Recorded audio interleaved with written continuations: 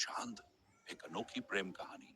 छोटे से गांव सूरजपुर में तान्या और आरव की कहानी शुरू हुई। तान्या एक कलाकार थी जो अपनी कल्पना से दुनिया को रंग देती थी। वह हर रोज गांव के पास बहने वाली नदी के किनारे बैठकर अपने ख्वाबों को कैनवास पर उकेरती। वहीं आरव, एक खामोश और गंभीर स्वभाव का लड़का, गांव का इकलौता पुस्तकालय चलाता था। किताबों की दुनिया में डूबा आरव शायद ही किसी से ज्यादा बात करता।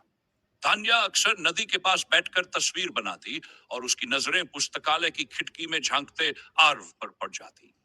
आर्व हर दिन तान्या की कलाकारी को चोरी छुपे निहारता, लेकिन कभी सामने आने की हिम्मत नहीं जुटा पाता।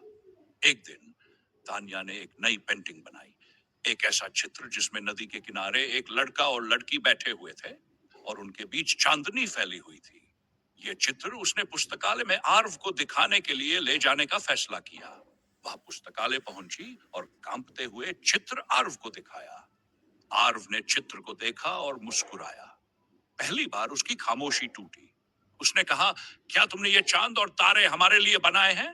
तान्या ने हौले से सिर हिलाया। उनके बीच बातचीत का सिलसिला शुरू हुआ। आर्व ने उसे अपनी पसंदीदा किताबें पढ़ने के लिए दी और तान्या ने उसे कला के रहस्यों से परिचित कराया।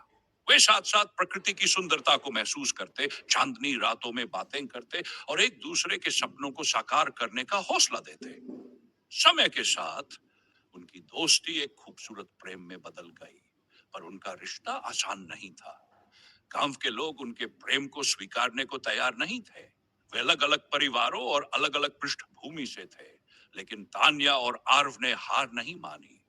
उन्होंने अपने रिश्ते को साबित करने के लिए पूरे गांव के सामने एक प्रदर्शनी का आयोजन किया, जिसमें तान्या की पेंटिंग्स और आर्व की कहानियों का संगम था।